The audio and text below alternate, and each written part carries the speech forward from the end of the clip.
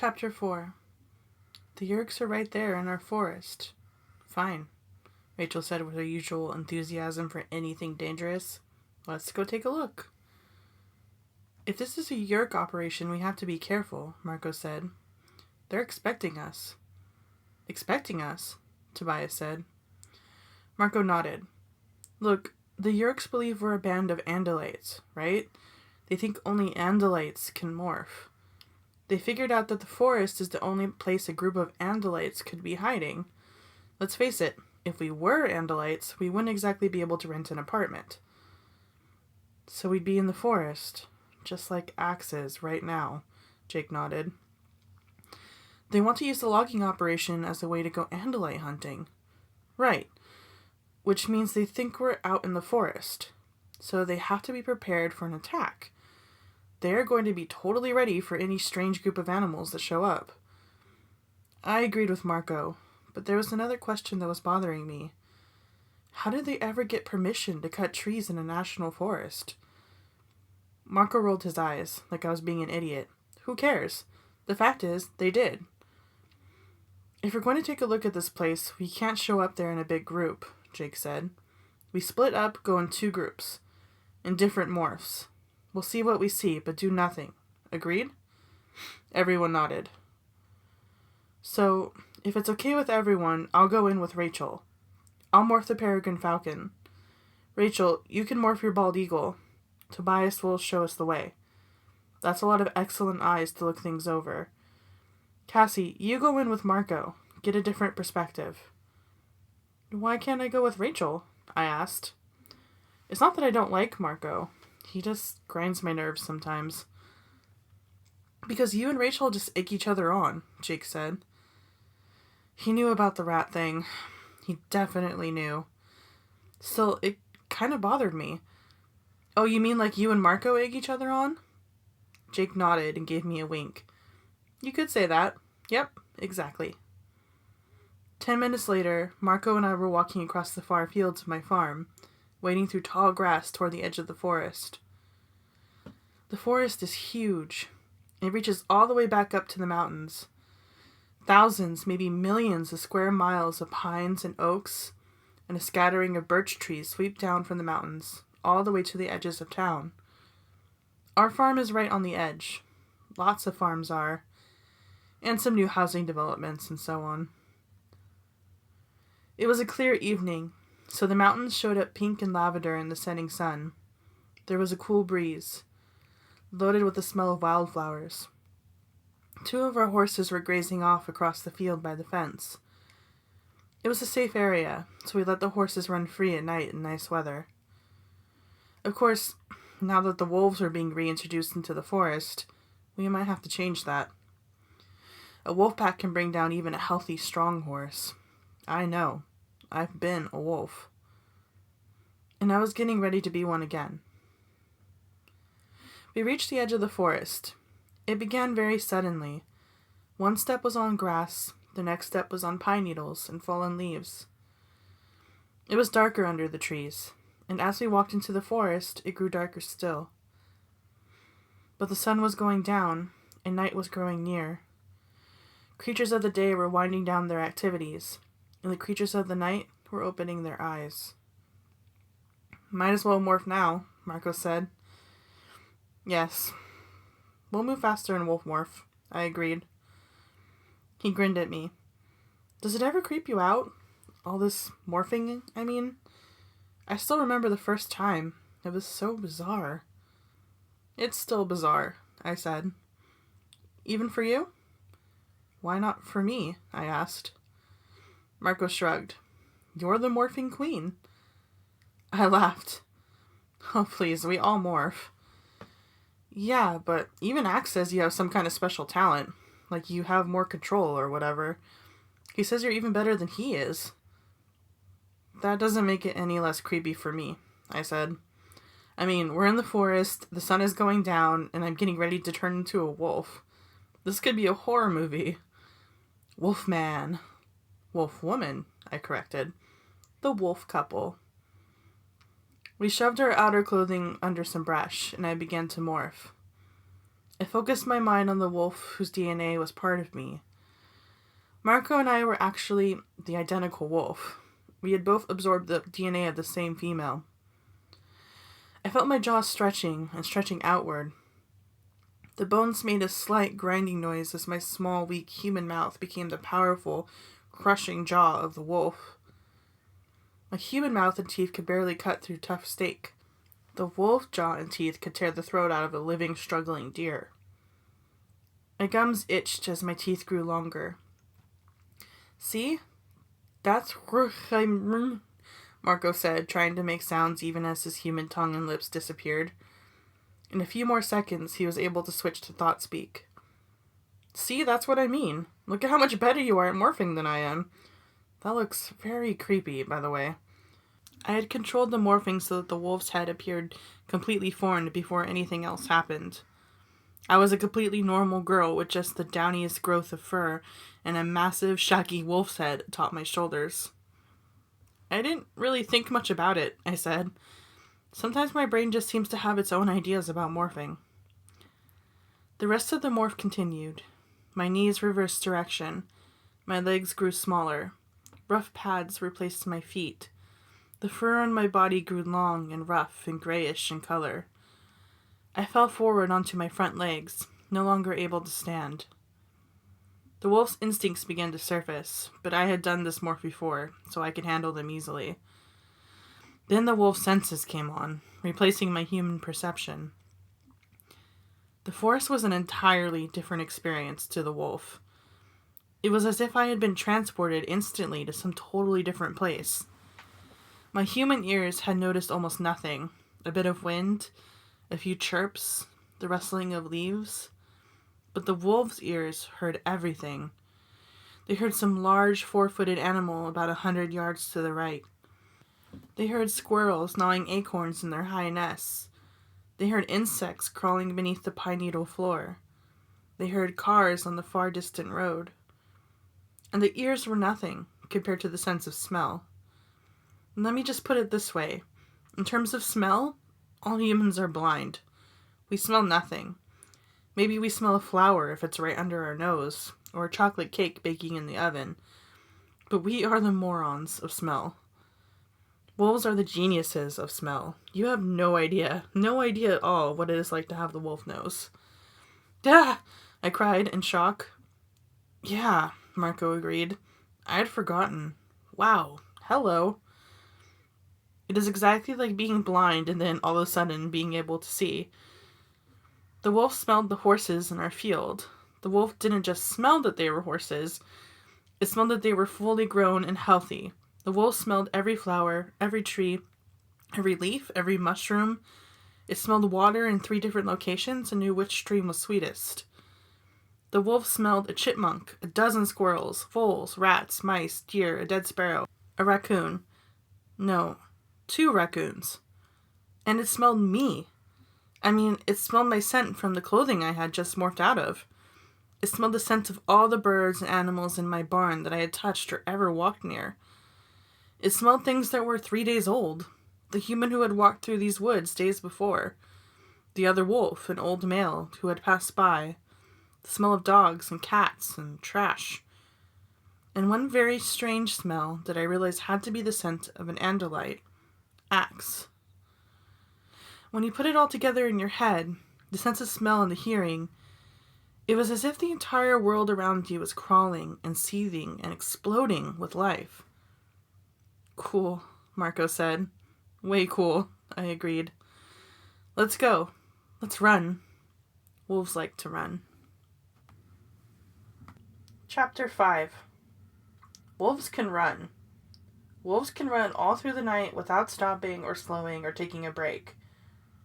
We ran, Marco and I, jumping fallen logs, swerving through trees and skirting patches of thorns, across sunlit meadows and through dark stands of tall pines. We splashed happily through streams and skittered across rocks. We were running on sensation, our heads swimming with smell and sound and sight. There was nothing within 1,000 yards that we didn't know about. We were plugged into the data stream of nature itself. We smelled the logging camp long before we reached it. Then we heard the sounds of machines. And we heard the murmurs of conversation, human voices. Then we got a reminder that we were not the only hyper-alert predators in the forest. "Is that you guys?" a thought-speak voice asked. Jake's voice. "Yes. Where are you?" I asked. "Way up above you," Jake said with a laugh. I stopped running and craned my head back like I was going to howl at the moon. Through a break in the trees, I saw a patch of sky, and way, way up in that sky, I saw 3 tiny black dots. Tobias and Jake, floating a quarter mile up. Even in the weakening light, they had seen us from clear up in the bellies of the clouds. "The place is just ahead. Lots of heavy equipment. Guards. But go take a look. Just be careful." "We'd hang out, but the sun's going down and we won't be able to see much more anyway," Tobias remarked. "You saw us," I said, a bit grumpily. Tobias laughed. "Yeah, but you're a pair of great big wolves. That's not much of a challenge. Now that flea crawling by your ear..." "You can't see a flea," I said. Tobias answered. "Can't I?" Marco and I started moving forward again, but slower than before, more cautiously. Through the trees we began to see light, artificial light. We crept slowly nearer, shoulders hunched, head low, ears aimed outward, sniffling the wind for clues. The command center building was bigger than it had looked at first. It was made of logs, like some kind of rustic ranger station. It was 2 stories tall, with a porch out in the front. On the back and side ground levels, there were no windows. None at all.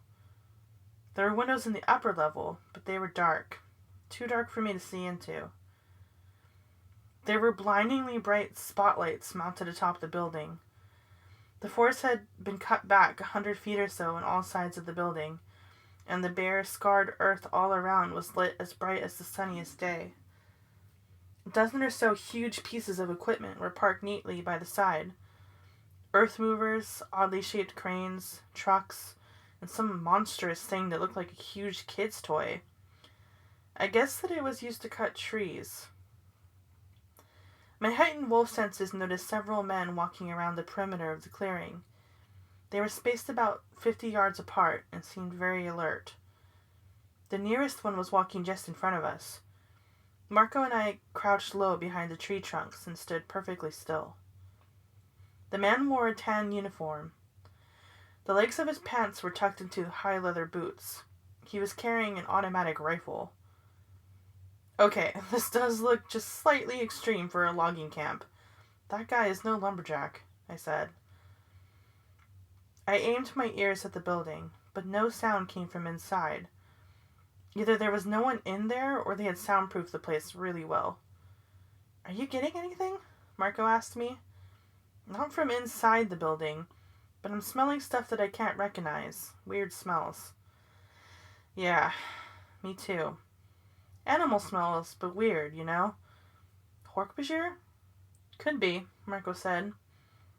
"The guards are all human," I pointed out. "You know, this may have nothing to do with the Yeerks. Maybe whoever these guys are, they're up to something totally different. I mean, normal humans do act strange sometimes. Not every weird person is a controller." "No, but don't forget, the force field. Even if these guys were like drug dealers or something, I don't think they'd have a force field." "Good point." I fell silent. I had heard a noise. Several noises. Movement. Careful, stealthy movement. I glanced at Marco. I saw that his ears were pricked up too.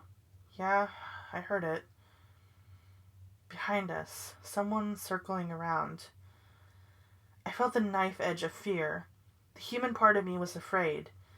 The wolf me was not, but I trusted the human instinct more on this. "Where are the guards?" I asked. "Uh-oh," Marco said. "Blinding light.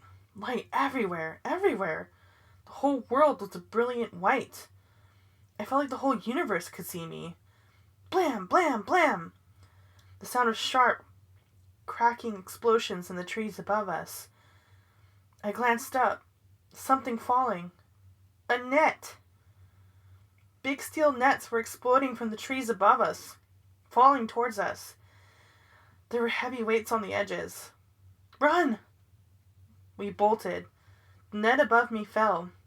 I was racing the falling edge, racing. Free!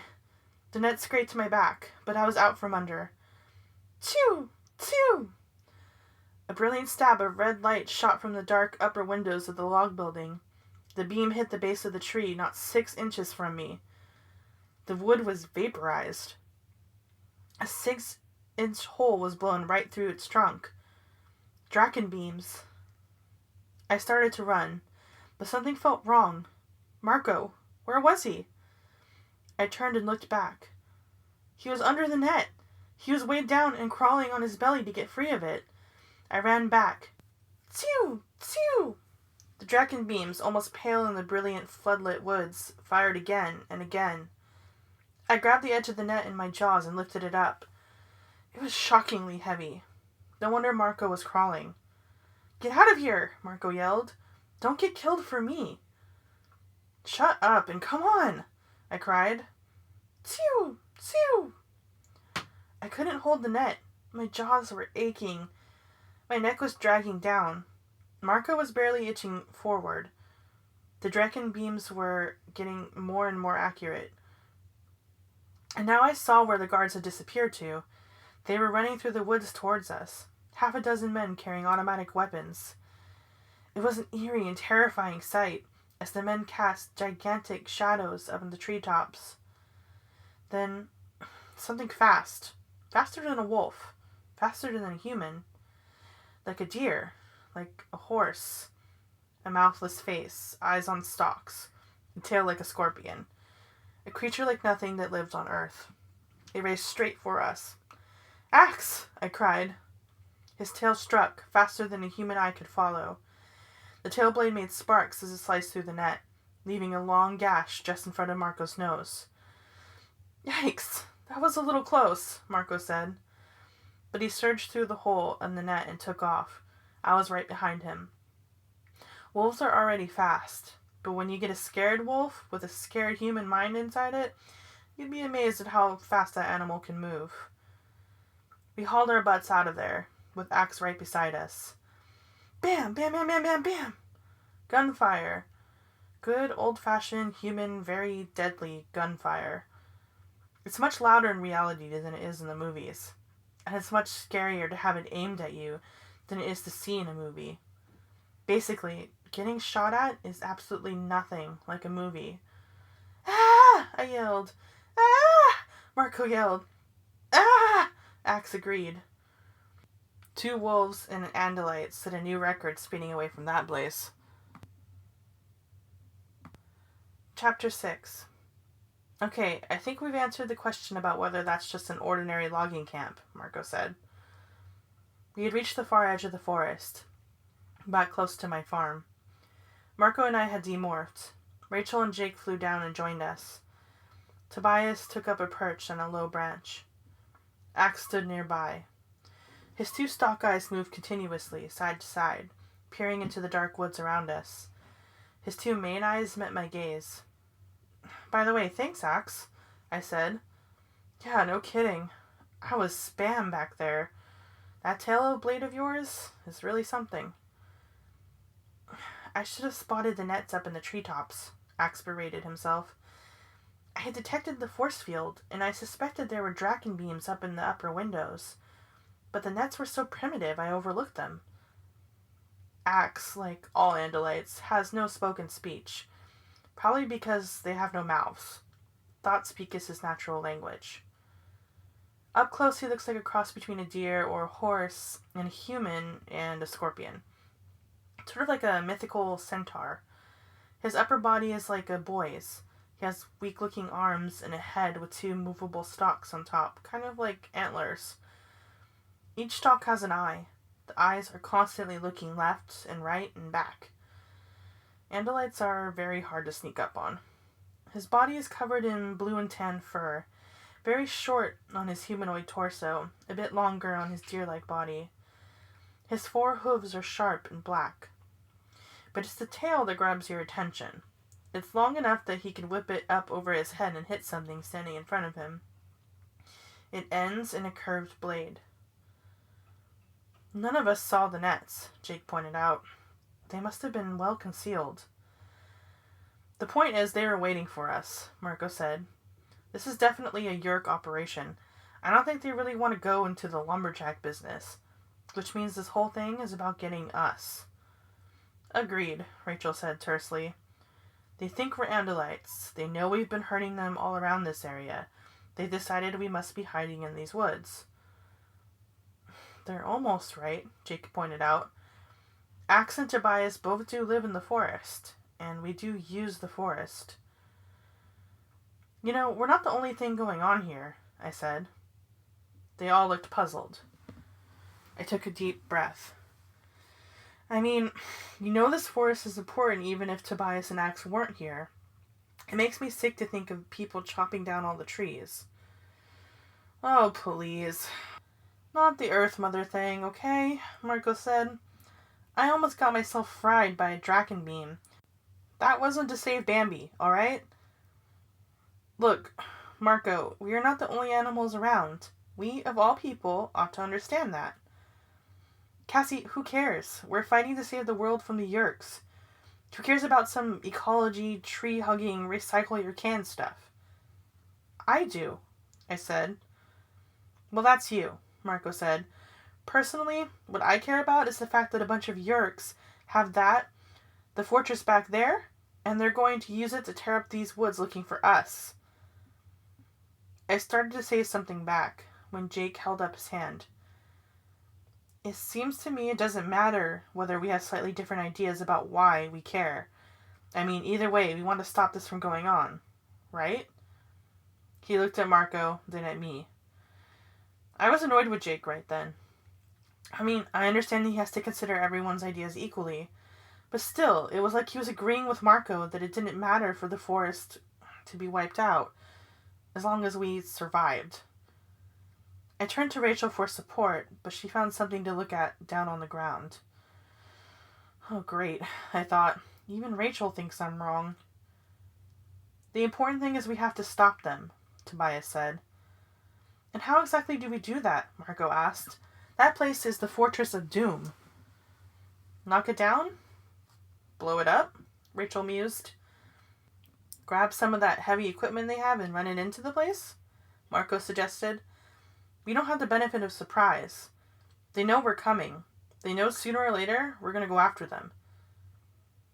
The heavy equipment would be useless, Axe said. That building is surrounded by a force field. The equipment would not penetrate it. Neither would we. We would be stopped by the force field and then cut to pieces by the Draken beams. Rachel's lips pressed into a thin line. So we just give up? That's the plan? You let them go chopping through the woods till they find you, Axe? Or Tobias? Axe didn't have an answer. You know, I wouldn't want to sound like some stupid ecology nut or anything, I said sarcastically. But the question is, how did the Yeerks ever get permission to start logging in a national forest? Why is that helpful? Marco asked, even more sarcastically. Because sometimes, Marco, there are more subtle ways of doing things. The Yeerks don't control the entire government. Not yet, anyway. So they had to get legal permission. If they didn't have permission, they'd have cops and federal agents and TV news people all over them. They don't want that. Marco looked like he had some smart reply to make, and then he said, Oh. Jake cocked an eyebrow at his best friend. See, Marco, this is why Cassie is a nicer person than you. She could have said, they don't want that. Duh. Marco grinned despite himself. Jake winked at me, and I forgave him for acting like Marco was right before. What do you think we should do? I shrugged. I hate having to think of things that might end up getting people hurt or killed.